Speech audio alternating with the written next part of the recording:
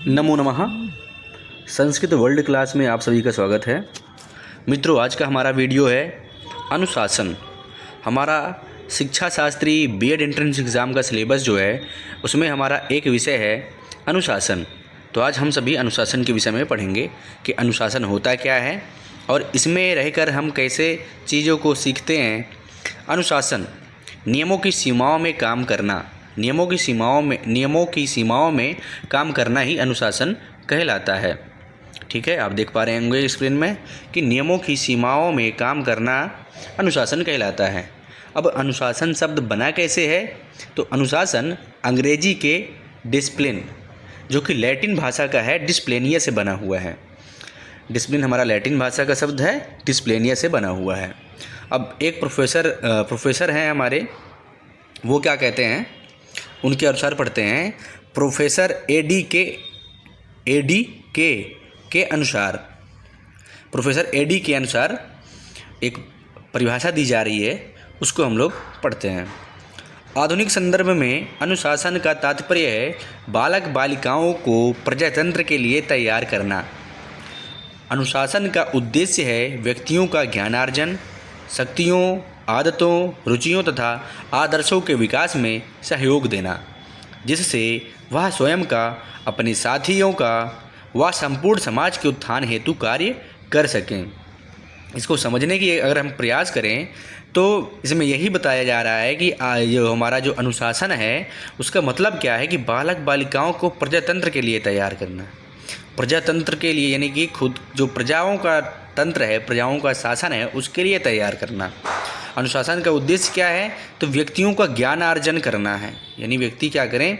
ज्ञानार्जन, शक्तियों, आदतों, रुचियों तथा आदर्शों के विकास में सहयोग देना।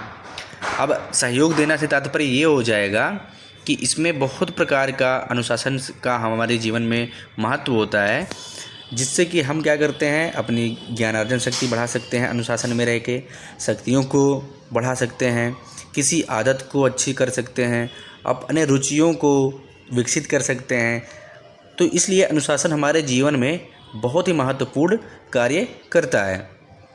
आगे चलते हैं, अनुशासन का महत्व देखते हैं। तो अनुशासन का महत्व कितना है हमारे जीवन में देखते हैं। सुव्यवस्थित विद्यालय प्रशासन, यदि आपका विद्यालय में अनुशासनहीनता नहीं हो रही है तो विद्यालय बहुत अच्छा चलेगा। और क्या है? प्रभावशाली कक्षा शिक्षण। अब कहने का मतलब, अब आप खुद पहले अगर कोई विद्यालय है, विद्यालय का प्रशासक जो होता है, अधिकारी जो होता है, जो प्रधानाचार्य होता है, यदि वो खुद अनुशासित है और उसके स्टाफ सभी अनुशासित हैं तो विद्यालय अपने आप अनुशासित हो जाएगा।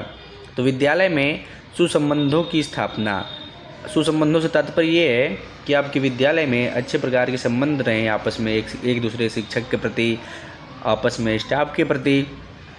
और अगर ये सही है तो फिर आपका विद्यालय जो है अनुशासित रहेगा। छात्रों के उत्तम चरित्र का निर्माण। अनुशासन का महत्व क्या है? अनुशासन से क्या होता है? छात्रों के उत्तम चरित्र का निर्माण होता है। अनुशासित रहेंगे आप तो अनुशासित बच्चे भी रहेंगे। विद्यालय की प्रतिष्ठा पर अनुकूल प्रभाव।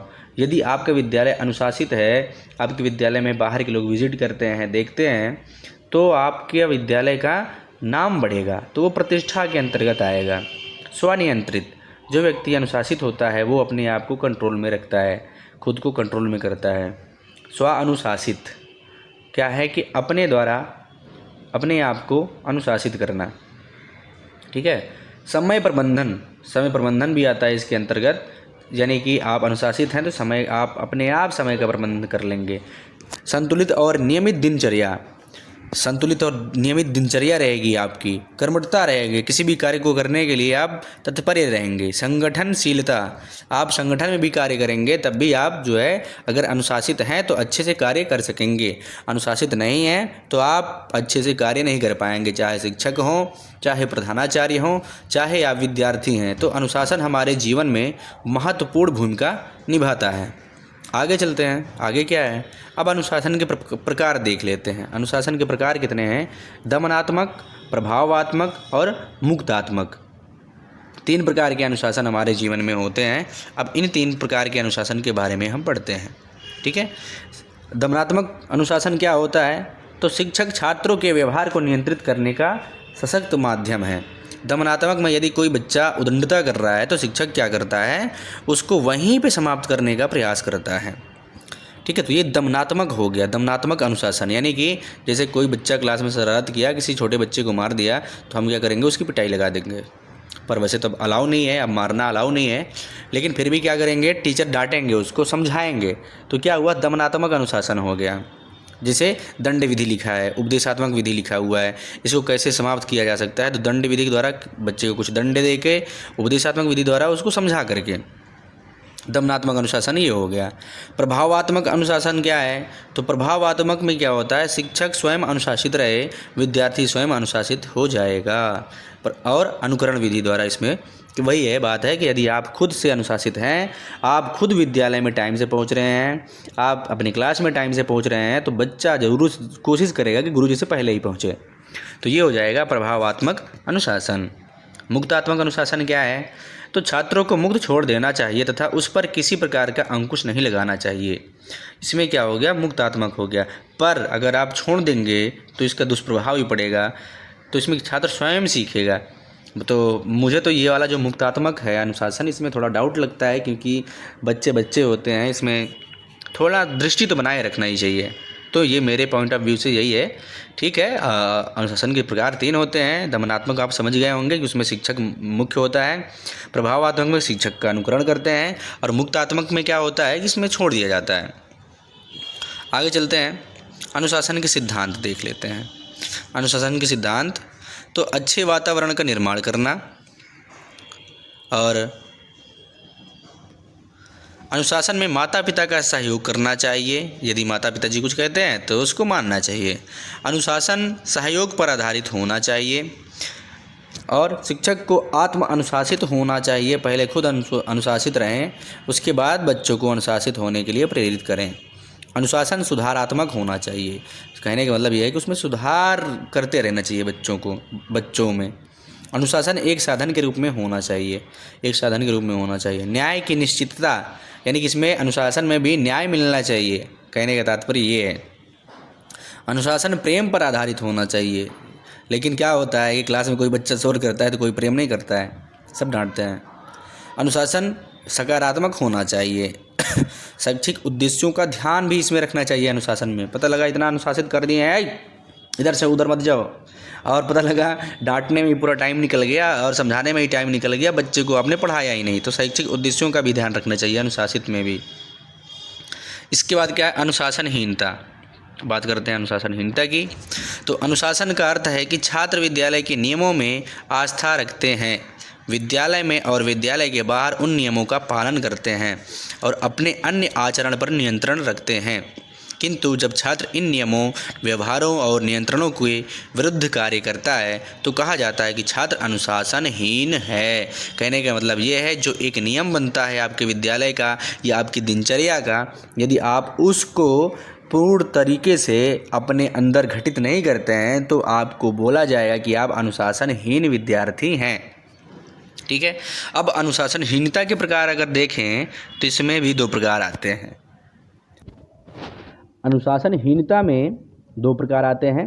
एक है व्यक्तिगत अनुशासनहीनता, एक है सामूहिक अनुशासनहीनता।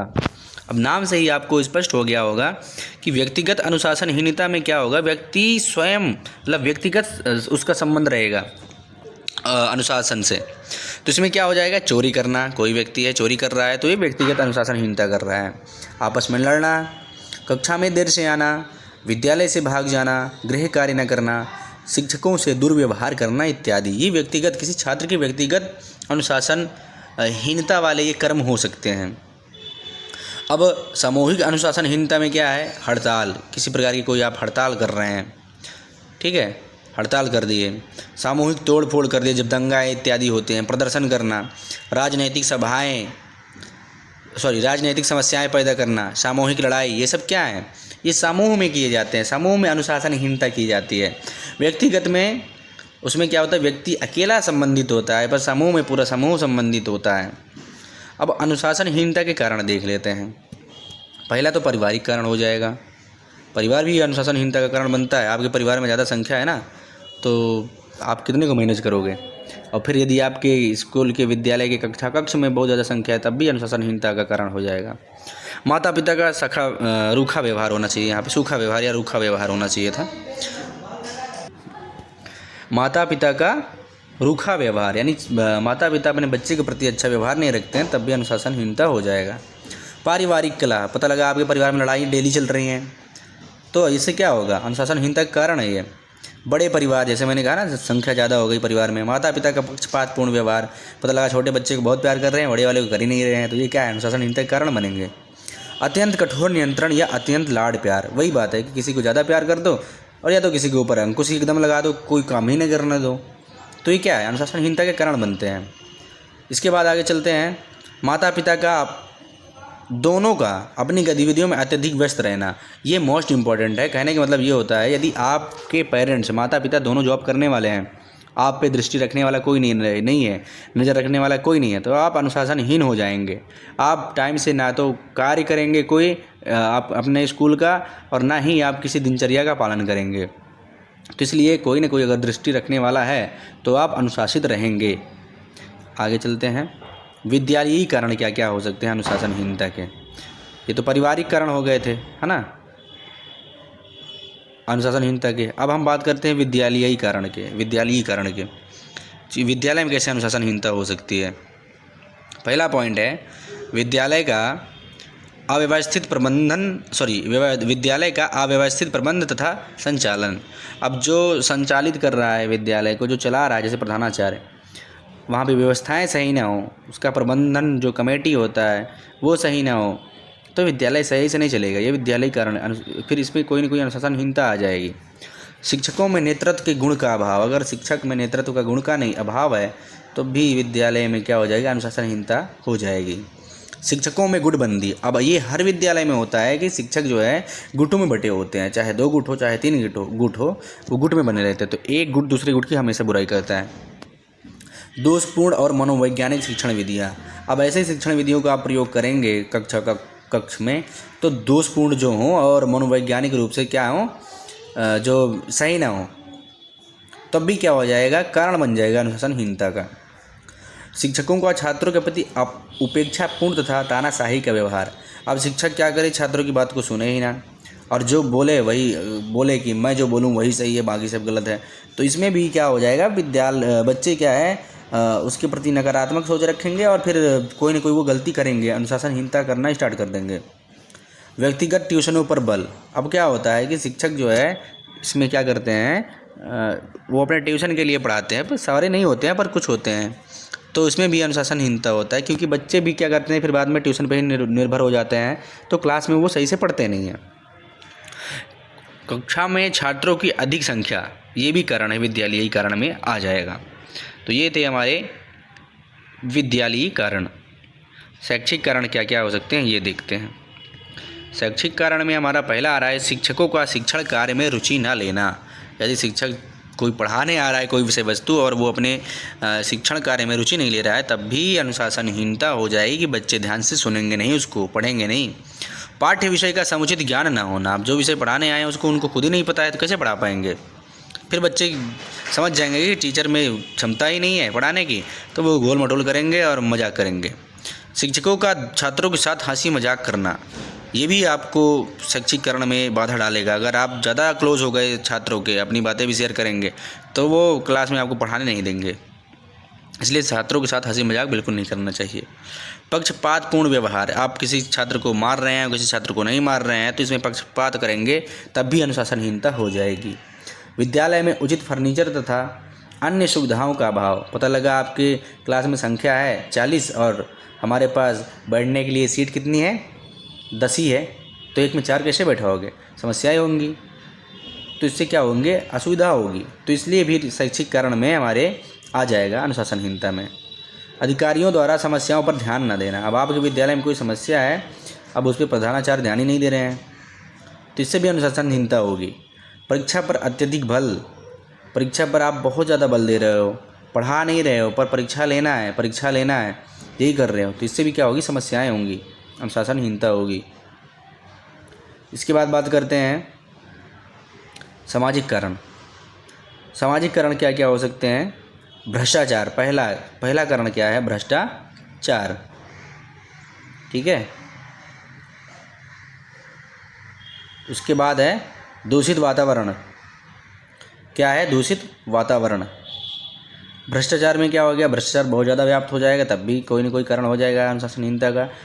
कहने का मतलब ये है, स्कूल में ही अगर बात करें तो अगर आजकल देखने को मिलता है कि शिक्षक को क्या करते हैं, छात्र अपने कंट्रोल में कर लेते हैं। दूषित वातावरण है तब भी है। वर्गों में भेदभाव, नैतिकता का अभाव, चलचित्रों का दूषित प्रभाव, मतलब ये सारी चीज़ें सामाजिककरण के अंतर्गत हैं अनुशासनहीनता के, जो बच्चे क्या करते हैं, समाज से सीखते हैं। ठीक है, आगे चलते हैं। आर्थिक कारण है, राजनैतिक कारण है, मनोवैज्ञानिक कारण है, बहुत सारे कारण हैं अनुशासनहीनता के। अब बात करते हैं अनुशासनहीनता को दूर करने के उपाय। ये मोस्ट इंपॉर्टेंट है, उसके बाद हमारा ये विषय खत्म हो जाएगा।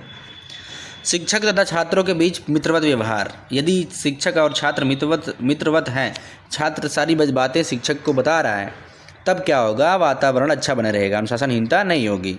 परीक्षा प्रणाली में सुधार। परीक्षा प्रणाली में क्या करना है? सुधार अगर हो जाता है तो भी क्या है? अनुशासनहीनता नहीं होगी। छात्रों की समस्याओं का अध्ययन। छात्र को क्या समस्या है, पर उसकी समस्याओं को जानना, उसको पहचानना, फिर उसका निवारण करना, ये क्या हो जाएगा? अगर ऐसा रहेगा तो हम अनुशासनहीनता को दूर कर सकते हैं। छात्रों के प्रति सहानुभूति। यदि छात्र को कोई समस्या है, कोई उसको समस्या आ रही है, कोई परेशान कर रहा है, तो उसके प्रति आपकी सहानुभूति होनी चाहिए कि ठीक है बेटा, आपके साथ अगर ऐसा हो रहा है तो मैं कुछ प्रयास करूँगा ताकि आपके साथ ऐसा ना हो। छात्रों को नैतिक, उचित मूल्य व अनुचित का ज्ञान कराना। यदि आप उसको बोलते हैं कि बेटा ये देखो, अगर आपने ये कर दिया है तो इसका ये दुष्प्रभाव होगा, आपने इसको नुकसान पहुंचा दिया है, तो क्या होगा? अगर बच्चे को आप समझाएंगे प्यार से तो बच्चा कुछ ना कुछ चीज़ें ग्रहण करेगा। इसलिए छात्रों को नैतिक सुधार करना चाहिए। अनुशासनहीनता इससे ख़त्म हो सकती है। राजनैतिक संस्थाओं पर आवश्यक प्रतिबंध, यानी कि राजनैतिक जो संस्थाएं हैं उनको क्या करना चाहिए कि प्रतिबंधित कर देनी चाहिए, ताकि हमारे बच्चे इधर उधर न भटकें। छात्रों के अनैतिक कार्यों पर सख्ती से नियंत्रण। यदि कोई छात्र कुछ गलत कर रहा है तो उस पर क्या करना है? हमको उसको एकदम सख्त रोक देना है, नहीं बेटा ऐसा नहीं करना है, ये आपका करियर खा जाएगा अगर ऐसे काम करोगे तो इसलिए ये हमारे हो गए पूरा अनुशासनहीनता को दूर करने के उपाय। वीडियो थोड़ा लंबा हो गया है, उम्मीद करता हूँ कि वीडियो यदि आपको पसंद आया होगा तो लाइक शेयर सब्सक्राइब ज़रूर करिएगा और अपने मित्रों को भी शेयर करिए। तब तक के लिए नमस्कार, धन्यवाद।